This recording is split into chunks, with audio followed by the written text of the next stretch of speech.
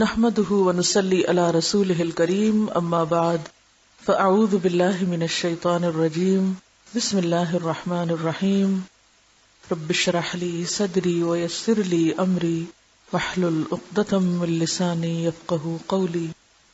متفرق مسائل page number 87. مسئلہ نمبر 137. حکومت زکوٰۃ لے لے تو آدمی فرض سے بری ذمہ ہو جاتا ہے.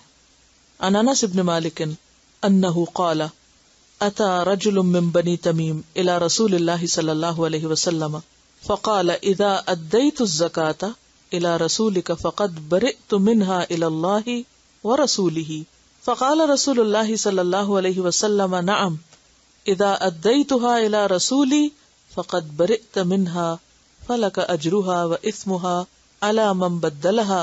رواہ احمد.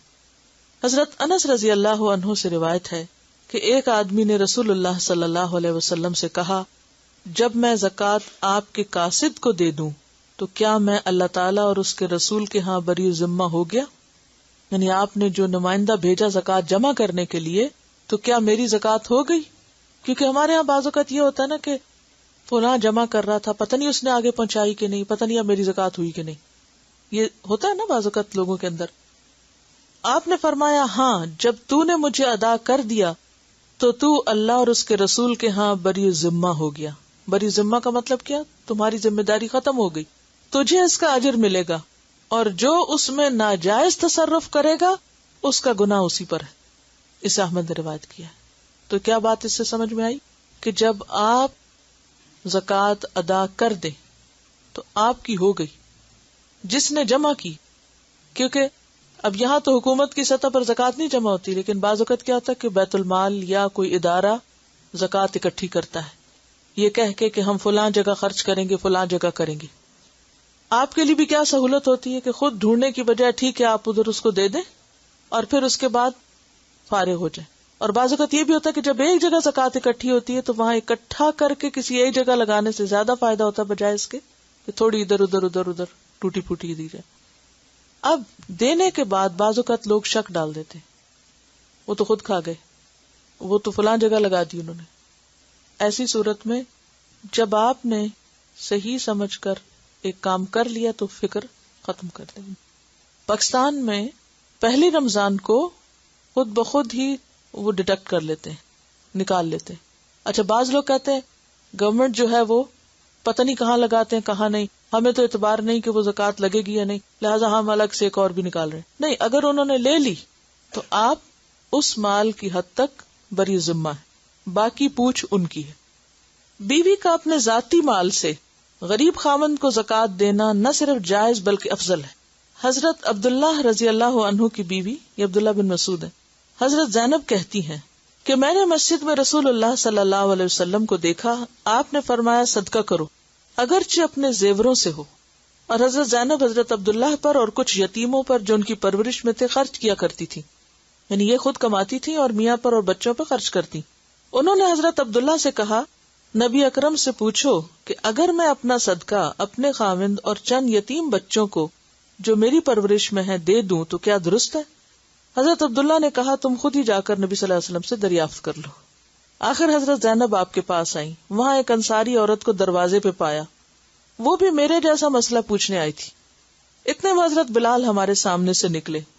ہم نے ان سے کہا کہ نبی اکرم صلی اللہ علیہ وسلم سے پوچھو کہ اگر میں اپنے خاوند اور چند یتیموں کو جو میری پرورش میں ہے زکوٰۃ دوں تو کیا یہ درست ہے؟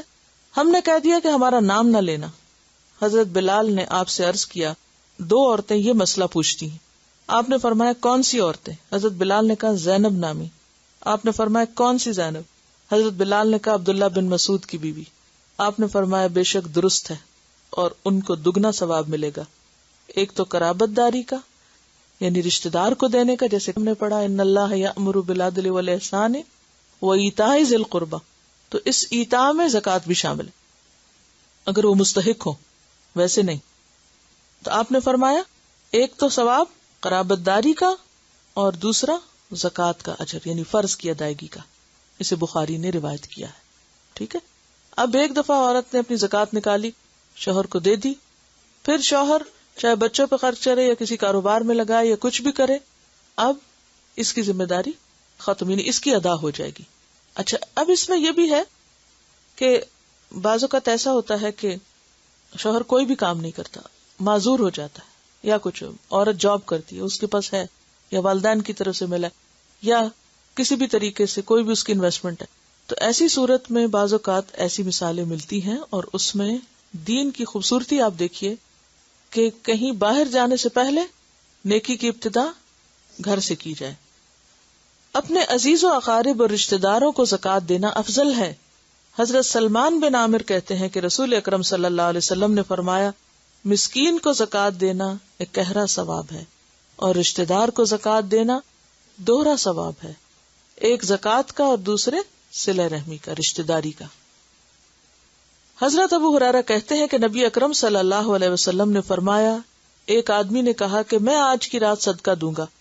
وہ اپنا صدقہ لے کر نکلا اور ایک زانیہ عورت کے ہاتھ میں دے دیا. صبح کو لوگ چرچا کرنے لگے، رات ایک زانیہ کو صدقہ دیا گیا ہے. اس نے کہا، اللہ تعریف تیرے ہی لیے ہے، میرا صدقہ زانیہ کو مل گیا. اس نے کہا کہ آج میں پھر صدقہ کروں گا. وہ صدقہ لے کے نکلا اور ایک مالدار کو دے دیا. لوگوں نے باتیں کی کہ آج کوئی مالدار کو صدقہ دے گیا. اس نے کہا، اللہ تعریف تیرے ہی لیا ہے، میرا صدقہ مالدار کے ہاتھ لگ گیا، میں آج پھر صدقہ کروں گا. وہ صدقہ لے کر نکلا اور ایک چور کے ہاتھ میں دے دیا. صبح لوگوں نے کہا، رات کسی نے چور کے ہاتھ میں صدقہ دے دیا.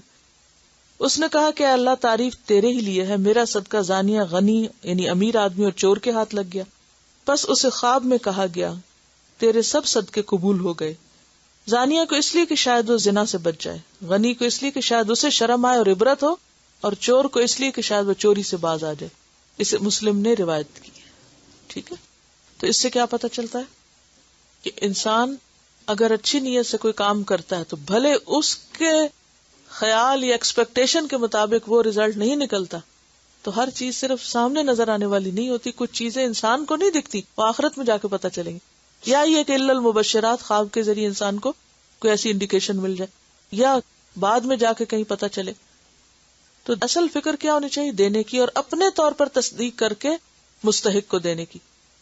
اچھا، یہ جو رشتہ دار کو دینے کی بات ہوئی، تو اس میں بہن بھائیوں کو تو دیا جا سکتا ہے، لیکن ماں باپ اور اولاد کو نہیں دیا جا سکتا. یعنی اولاد کو اس طرح کہ جس کے ذمہ کرنا ہے. مثلا حضرت زینب جو تھی، وہ اپنے بچوں کو زکوٰۃ نہیں دے سکتی تھی، یعنی شوہر کو دے سکتی تھی مگر اپنے بچوں کو نہیں.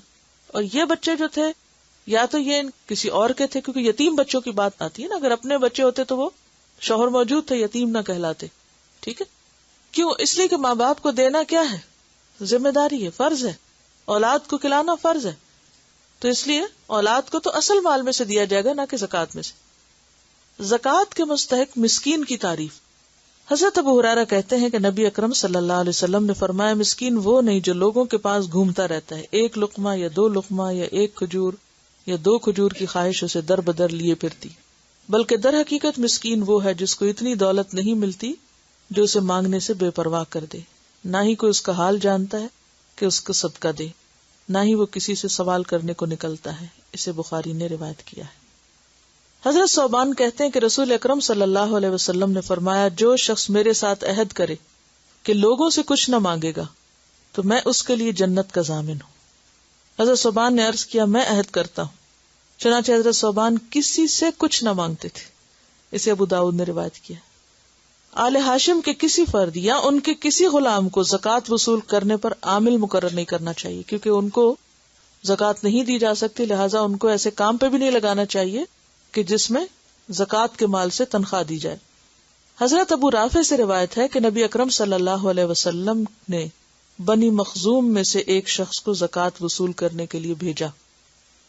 اس آدمی نے حضرت ابو رافع سے کہا، تم بھی میرے ساتھ چلو تاکہ تم کو بھی زکوٰۃ میں سے کچھ مل جائے، یعنی تم بھی آؤ کام کرتے تو تمہیں بھی اس میں سے تنخواہ ملے گی. حضرت ابو رافع نے کہا، اچھا پہلے میں دریافت کر لوں. پھر حضرت ابو رافع رسول اللہ صلی اللہ علیہ وسلم کے غلام نبی اکرم صلی اللہ علیہ وسلم کی خدمت میں حاضر ہوئے اور آپ سے مسئلہ پوچھا.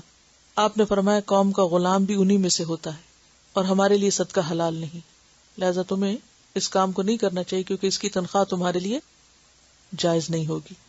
مقروض مالدار پر زکوٰۃ واجب نہیں.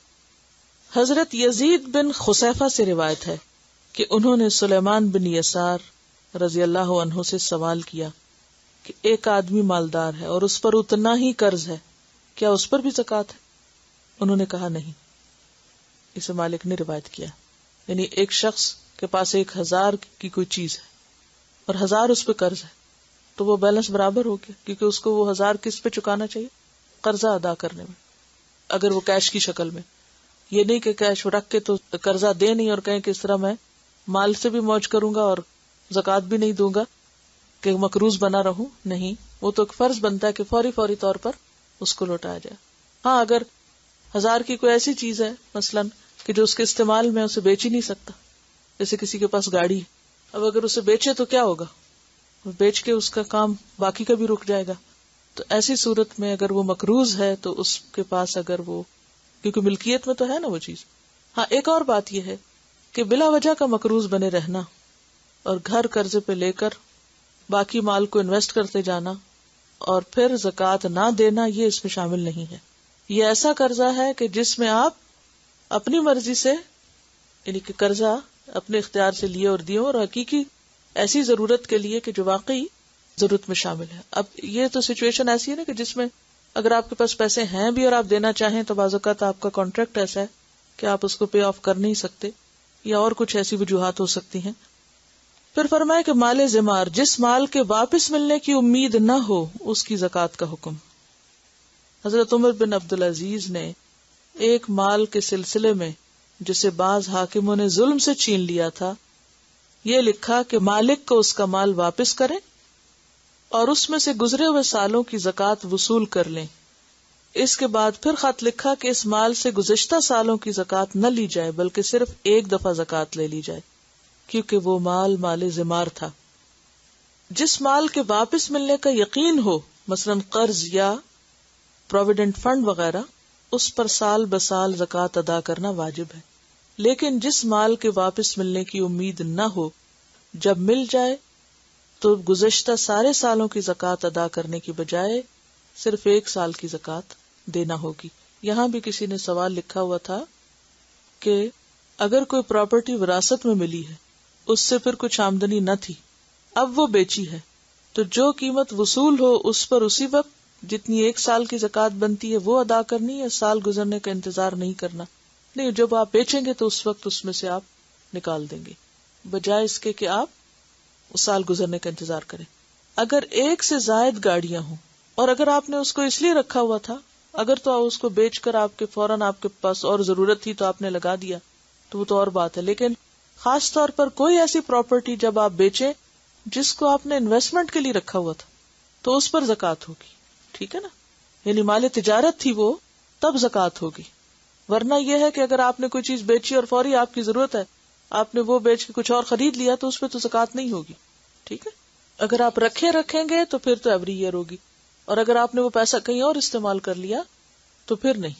اگر وہ انویسٹمنٹ میں نہیں, جب تک وہ آپ کے پاس بینک میں رہا تو ہر سال اس پہ زکوٰۃ ہوگی, یعنی اس مال کے اوپر. اگر 1 سے زائد گاڑیاں ہوں اپنے استعمال کے لیے تو کیا ان پر بھی زکوٰۃ ہے؟ نہیں, جب تک وہ استعمال ہو, بھلے سال میں 6 مہینے ہوں, کیونکہ بعض لوگ کچھ سردیوں میں اور کچھ گرمیوں میں الگ الگ گاڑیاں استعمال کرتے, تو جب تک استعمال ہو تو پھر اس پر تو زکوٰۃ نہیں. جو گھر ہے آپ کا, جو آپ کے استعمال میں ہے, یا گاڑی ہے, یا اور ضروریات کی چیزیں ہیں, ان پر نہیں. جی دیکھیں, جب ڈیو ہو جاتی ہے تو اس کو تو فوراً ہی نکال دینا چاہیے, کیونکہ جو پیسہ زکوٰۃ کا مال میں شامل رہے تو وہ اس مال کو بھی برباد کرتا ہے, تو اس لیے اس کو اس میں شامل نہیں رہنا چاہیے, اس کو تو نکال دینا چاہیے. الا یہ کہ ہے ہی نہیں اب, کہ آئے گی تنخواہ تبھی نکل سکے گا, وہ تو ایک اور بات ہے. لیکن یہ ہو سکتا ہے کہ آئندہ سال کی وہ ابھی سے ہی تھوڑی تھوڑی دیں, تاکہ جس دن ڈیو ہو اس دن وہ پوری ہو چکے. لیکن اب اگر سال بھی گزر گیا اور زکوٰۃ ڈیو ہے اور وہ پیسے ہم نے اپنے پاس رکھے ہوئے اور ہم دے نہیں رہے, تو اس کا مطلب یہ ہے کہ کسی کا حق ہے جو ہمارے مال میں شامل ہوا ہے, وہ نہیں ہونا چاہیے. ٹھیک ہے, اس مسئلے کو تھوڑا سا اور واضح کر دیتے ہیں. مثلاً آپ نے اپنے کسی بہن بھائی کو پیسے دیے, قرضہ انہوں نے آپ سے لے لیا, 1 لاکھ روپے کا قرضہ تھا, آپ نے دیا ہوا, انہوں نے کہا میں آپ کو سال میں واپس کر دوں. جب واپس کر دیا, سال کے بعد جب قرضہ واپس ہے 1 سال کا آپ دے دیں زکوٰۃ. اچھا, لیکن سال گزرنے پہ انہوں نے واپس نہیں کیا آپ کو, کہا کہ ہمیں ابھی مجبوری ہے, ہم اگلے سال آپ کو دے دیں. اچھا ٹھیک ہے, میں زکوٰۃ نکال دیتی ہوں, پھر اگلے سال میں اگلے سال کی نکال دوں گی. اگلا سال بھی گزر گیا, اب آپ کو لگ ایسے رہا ہے کہ ان کے تو حالات ہیں ہی نہیں, اب پیسہ ان کے پاس ہے، وہ استعمال کیے ہوئے، نہ ادھر ہے نہ آپ کے ہاتھ میں، نہ آپ کو کوئی یقین ہے کہ وہ واپس ملے گا. اب آپ زکوٰۃ نہیں دیں گے. جب تک آپ کو یہ یقین تھا کہ وہ واپس دیں گے تو چاہے مال وہ استعمال کر رہے ہیں آپ کا، آپ سال بہ سال زکوٰۃ دیتے جائیں.